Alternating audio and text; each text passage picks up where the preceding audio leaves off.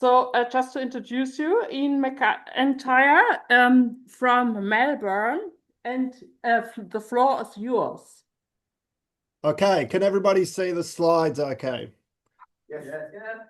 Yep. Okay, great. So yeah, thank you for the introduction. Very sorry I can't be there with you in person today. I've been following the papers online and yeah, I've been learning a lot. So thanks to everyone for all your hard work and particularly to Sean and Stefan and all the staff at the Institute. Okay. So at 5:30 a.m. on the 18th of September 1989, logging workers driving down Wogway Road in Australia's Coolangatta Forest were confronted by a strange sight. A three-poled pyramid-shaped construction placed over an entry gate. Dangling from the apex, 8 metres above the ground, was a chair salvaged from a hydrofoil boat which contained a protester named Dave Burgess. This wasn't the first time that loggers had faced unexpected obstacles to their movements, as protesters had been blockading in this area since February 1989. And as you can see on this map, which was produced at the time, environmentalists were primarily seeking to save 3 areas of old growth forest: Coolangatta, Tantawangalo, and Uwaka. And these were located in the southeast of New South Wales, which is roughly 550 kilometres from Sydney.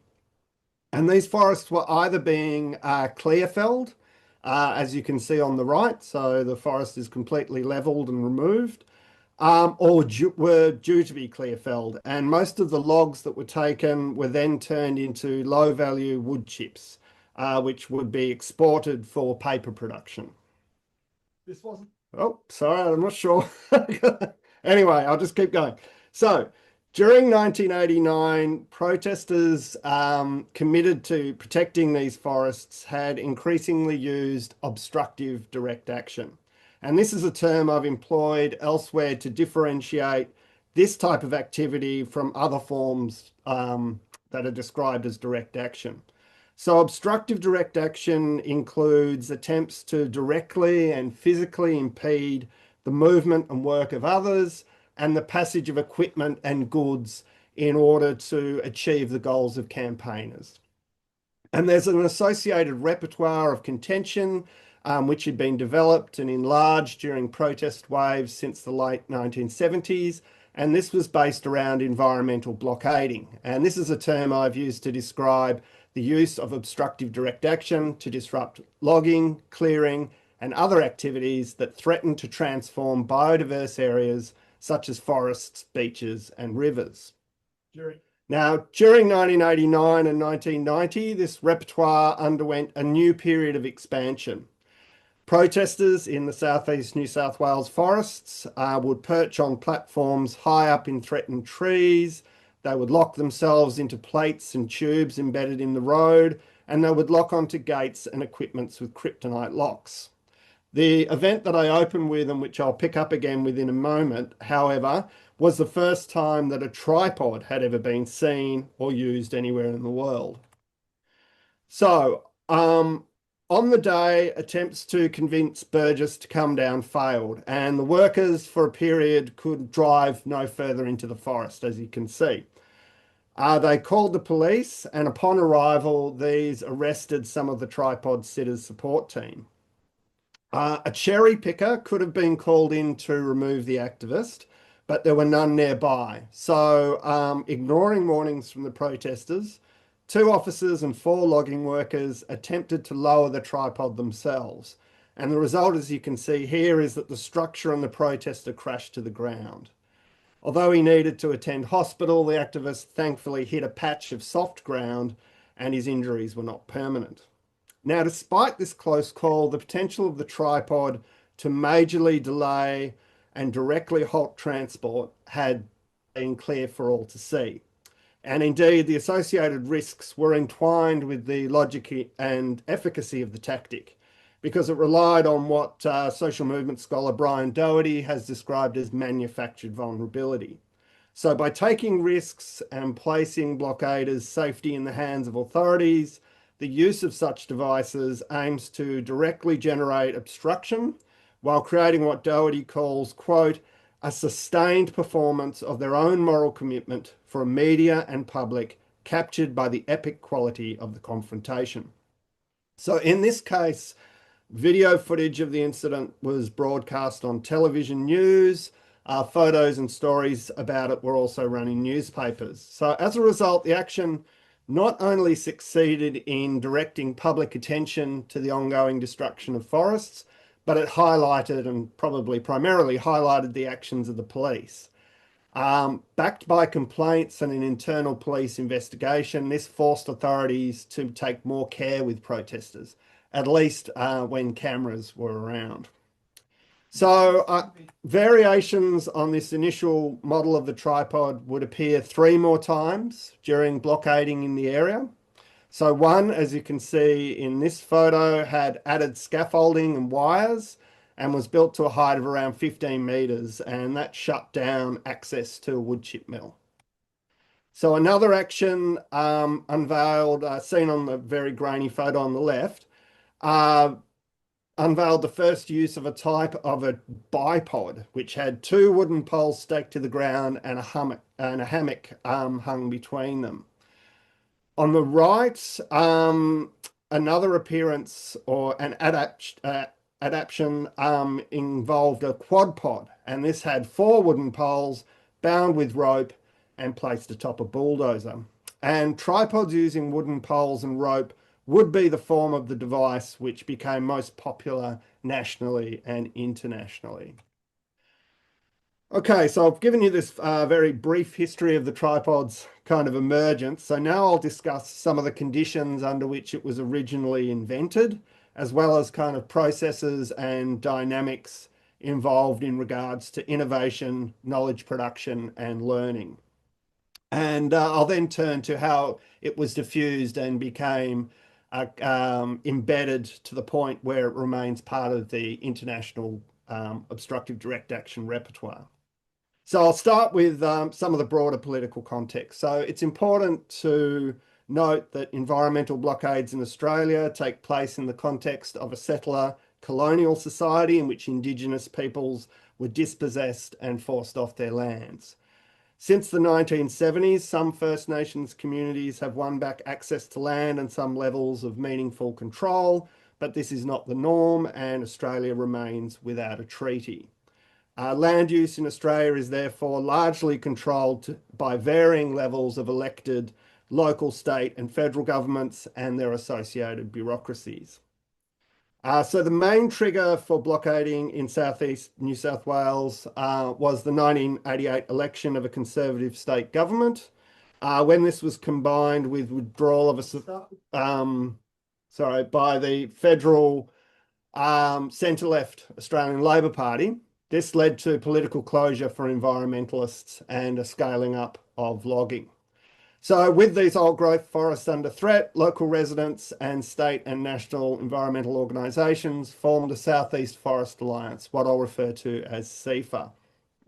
And in February 1989, they launched a campaign of what they dubbed peaceful resistance. And this involved protest camps and action in the forest to achieve what they said would be the cessation of all logging activity. So some of the people involved in the SEFA campaign held beliefs which linked direct action to radical and revolutionary social change. However, the overriding and immediate goal was to end logging by challenging and reforming environmental policy making within existing government structures. And so in doing so, campaigners were primarily focused on addressing what April Carter characterises as democratic deficits. So that's situations within liberal democracies where, to quote Carter, nonconformist views are effectively screened out by the media and ignored by decision makers. So since the advent and expansion of liberal democracy within Australia, public protest has been tolerated, but only within certain limits and with varying costs. So this was a big part of the, I guess, the external factors affecting how innovation took place within the campaign. So during the CIFA campaign, around 1,200 activists were arrested. As will be discussed, for some activists, arrest was quite welcome. For the most part, charges were eventually dropped. Compared to today, fines in New South Wales were not particularly heavy and costly. However, 5 activists did go to jail for refusing to agree to bail conditions. Kind of more concerningly, some activists were physically assaulted by logging workers. People had shotguns leveled at them, and there were other threats and acts of violence. But for the most part, the dangers didn't rise to a level where they dissuaded campaigners from blockading altogether. A key influence on the way that tactics and innovation unfolded was the declaration of exclusion zones. So these prohibited anyone other than authorised loggers and public servants from entering large areas of forest subject to logging. And the exclusion laws were challenged by protesters, but the means by which they did so were varied and led to much dissension, but also led to the invention of new tactics like the tripod. So I'll now talk about, I guess, more movement level factors. And a key one here around shaping innovation was approaches to blockading and tactical goals. So in the build-up to the CIFA blockade, organisers officially adopted an approach to decision-making and protest norms that was dubbed peaceful resistance. And this had a lot in common with methods seen overseas and developed by groups like Movement for a New Society. So all protesters were expected to undertake a particular form of non-violence training, and to, as part of that training, to agree to use a very formalised type of consensus decision-making. But they also agreed to maintain openness with police and opponents. So that meant they briefed the police about what they would do before they undertook actions. And it was believed that informing police of protest plans would allow for dialogue, would build trust, possibly lead to conversion, and would minimise misunderstandings that might lead to violence and poor publicity. So the majority of protest action that was carried out under this peaceful resistance approach really was akin to civil disobedience and featured very little genuine obstruction.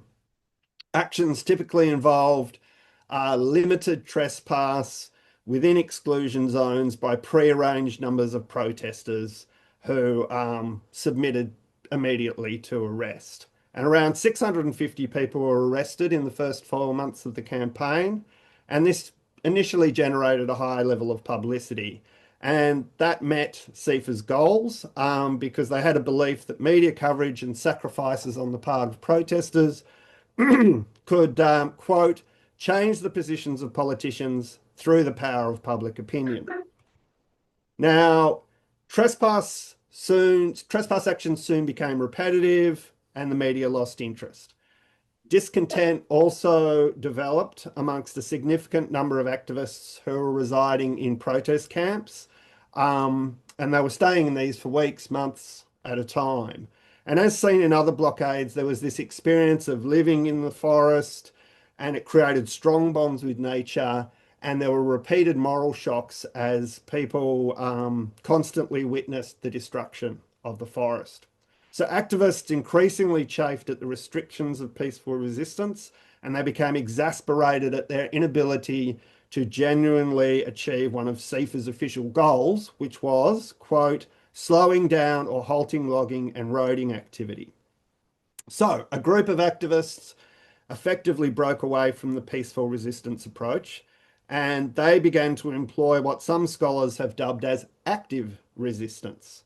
So large trespass actions with the police being told what would happen beforehand continued, but increasingly secrecy was used. So this allowed protesters to sneak into the exclusion zones and deploy tactics designed to surprise their opponents and to directly obstruct operations. And outside of public holiday weekends, protest numbers were low. So creativity was now encouraged in the direction of developing means to save human and other resources. and people began actively to avoid arrest or to minimize the number of people arrested. So devices such as the tripod were used to minimize arrests while maximizing obstruction. The formal and drawn out decision-making processes were abandoned. A kind of rough consensus was used instead, and spontaneity and individual small group initiatives were encouraged. And I'll just take a drink. So, yeah, limits were still placed on action. For instance, sabotage of logging equipment and the use of physical violence were rejected on practical and moral grounds. But the difference was that such decisions were made by protesters themselves rather than kind of being pre-imposed at the beginning. Oh, sorry. So another movement level factor which influenced the direction of innovation and learning, and I guess this is where education begins to come in, was the involvement of people with rigging, engineering, carpentry, and other technical skills. So these have been learnt in the formal education sector and the workplace, as well as through bushcraft and rural living. And these were critical in the application of these to protest were critical in the development of the tripod. So in late 1989, the inventor of the tripod, a construction worker named Peter Vaughan, was interviewed along with other protesters as part of an internal police investigation and complaints. And during these interviews, he asserted that the tripod containing Burgess would never have collapsed if not for the poorly handled intervention of police. He outlined his experience with scaffolding work on building sites. He described how he brought in a trained engineer to assist him with the design, that he trialled a prototype of the tripod in Sydney, and then he trialled it again at a base camp near the forest. And then when it was set up, Peter Vaughan, the inventor, plus his engineer friend and a person with rigging skills helped guide the placement. And then the tripod was secured to the ground with stakes. Burgess climbed it, it was tested out, some more adjustments were made. So at this point, the sort of invention, testing, and deployment had all required the input of those with specialized skills. And I can't see any signals, but I think I've got 4 minutes left. Is that right? You have 3 minutes left. 3 minutes left. Okay, I may run slightly over. So, campaign. So the CIFA campaign came to an end in 1990. It slowed logging and drew attention to the deleterious effects of logging, but it failed to change government policy, and clear felling continued. And the loss of the campaign was felt quite heavily, but the efficacy of new tactics in creating obstruction while maximising arrests had been proven. And these factors saw the tripod and similar devices appear in a new context, which I don't have time to get into, but that of protests in the northeast forests of New South Wales. During the NEFA campaign, there were further adaptations made, and then nationally, tripods and variations, as seen in these photos, were diffused to further rural and urban protests. So there was one in 1991 at an arms fair in the Australian Capital Territory, seen on the left, where forest activists erected tripods to prevent the entry of trucks carrying weapons displays. Northeast Forest Alliance members also ran workshops for activists around in Australia, and in 1992, the tripod was first used in the US. Now, over the 1990s, the tripod spread, and as it did, it took on a symbolic dimension and was incorporated into activist logos, appeared on t-shirts and the like. This and the actual use of tripods came to encapsulate a particular ethos of defiance and direct action.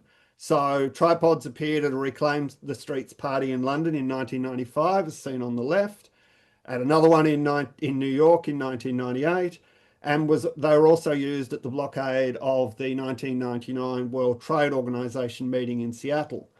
And as seen on the right, since the 1990s, the tripod has continued to be used in both urban and rural settings around Australia and globally.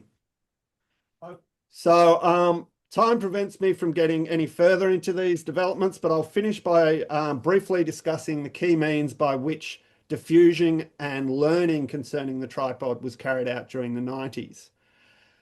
So learning how to construct and use the device and associated skills to do with knots, carpentry, and so on was often enabled through direct diffusion in the form of one-on-one or group instruction in workshops and so on. And this was generally needed because the complexity of a device like the tripod, which looks quite simple but was quite difficult to erect, meant that, indirect diffusion, like reading about one or seeing one on a video, was kind of difficult to safely put one up.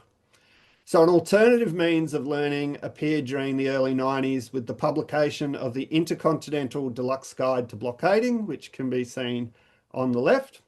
And this 21-page handbook was produced by Northeast Forest Alliance members, and it included basic instructions, diagrams, and advice. And the guide was mailed to activists around the world who then photocopied and distributed it further, and it eventually appeared on the Northeast Forest Alliance website. Citing the Intercontinental Guide as inspiration, in 1997, American activists produced the first edition of the Earth First Direct Action Manual, seen also on this slide. And I guess demonstrating how far innovation had come in just 8 years. Among the 150 pages of that manual, 25 were devoted to tripods and associated devices. Finally, I'll just, thanks to Dave Burgess and other people who provided images, and to the Gerda Henkel Foundation, to the Institute, and to the Common Social Library. And now I'm ready for questions. Thank you. Fantastic. This leaves us 9 minutes for questions. And if people could come here to ask their questions, that would be great. And perhaps people could also line up so that we don't lose so much time.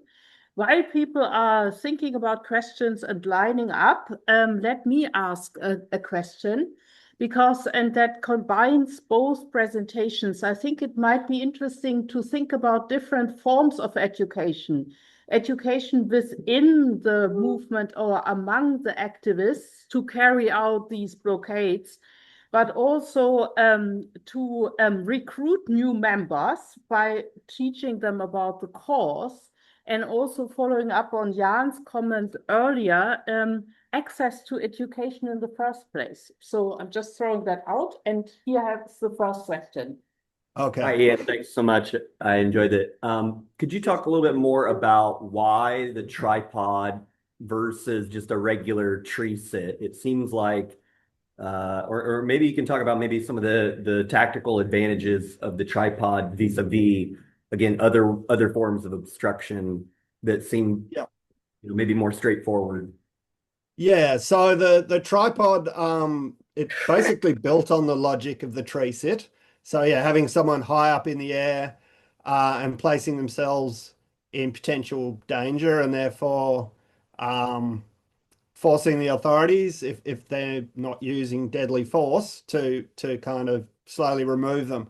So the tripod, basically, from what I understand, was invented because the logging operations shifted into building a road. So the road area was quite wide. So in order to block that road, they needed to put something in the road. So people had locked onto gates with U-locks and so forth, but they were relatively, the authorities worked out how to remove those. So that was the idea of the tripod, I guess, was to fill up these more kind of open spaces like a road. So that's the logic of that one.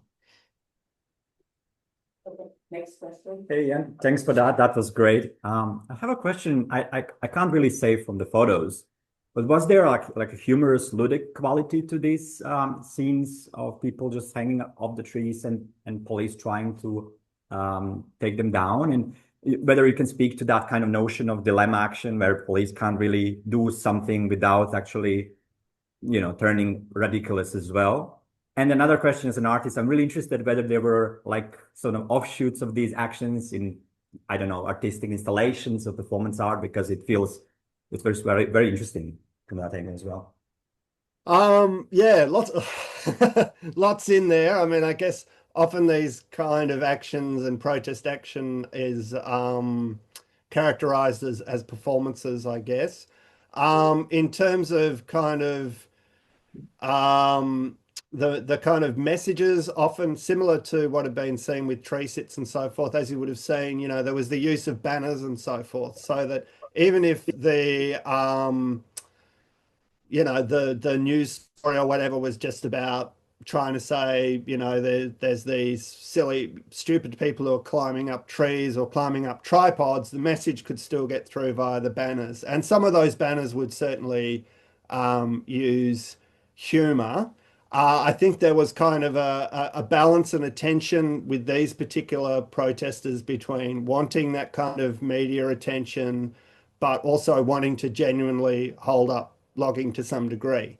And in this case, the kind of costs that they were able to impose on the police and on the state through this kind of action wasn't coercive, but in other parts of Australia later on it was. And also this kind of action was able to buy enough time so that people could go to court and the forest wouldn't be destroyed before the court case was finished. So in terms of the theatrical side, yes, there's the combination, like you would have seen the photo of the weld angel in there where somebody was dressed up as an angel and so forth. And so that was kind of trying to get that extra dimension of capturing attention. So, Okay, so we have a question by Dominique. Yeah, thank you. I just wonder if there are a link between the IWW's conception of sabotage and this type of ecotage. yeah, so in this case, people were definitely separating the repertoire of contention around ecotage that had formed out of, I guess, primarily seen as out of the US around monkey wrenching and the destruction of equipment. One of the issues between, I guess, the different approaches within the protest was that the peaceful resistance people didn't agree with any kind of destruction. Whereas the people who were part of we'll call them active resistance, that's not what they call themselves. They call themselves, anyway, that doesn't matter. But they had a comedic name, actually. The name of the police group was the Tactical Response Group, and the active resistance activists called themselves the Tree Rescue Group. So they both had TRG, so some humor there. But yeah, so they were okay about using minor forms, I guess, of property damage, like digging up part of the road in order to bury themselves and things like that. But any destruction of logging equipment was kind of seen as a step too far. So they're basically, in part because they were operating in very hostile territory where most of the people who lived in that region were very pro-logging. And so, you know, an attack on property would have been seen to be, you know, kind of pushing things too far. Okay, Okay, so we have thanks. one more question. Yes, I was very curious about how the ideas of movement for a new society came to Australia. Yeah, so this is something I've been trying to actually work out for a while, but some Quaker activists came to Australia in the late 1970s and did workshops, I guess after the Seabrook anti-nuclear protests, and the Movement for New Societies resource for manual for a living revolution, which I happen to have a copy of here, was extremely popular amongst Australian activists. So after these people did a speaking tour, basically that became a model that some activists in Australia started to use. So it was direct diffusion through people visiting. I'm not exactly sure who those people were, but they were Quakers, and that book was very popular in Australia. Good. Thank you. We No have worries. Thank 80 you. more seconds. So if somebody can squeeze in a very short question and answer. Otherwise, we move on. Yes, I think that would have had to be a yes/no answer. But anyway, thanks to everyone. And yeah, I'll continue to enjoy the conference.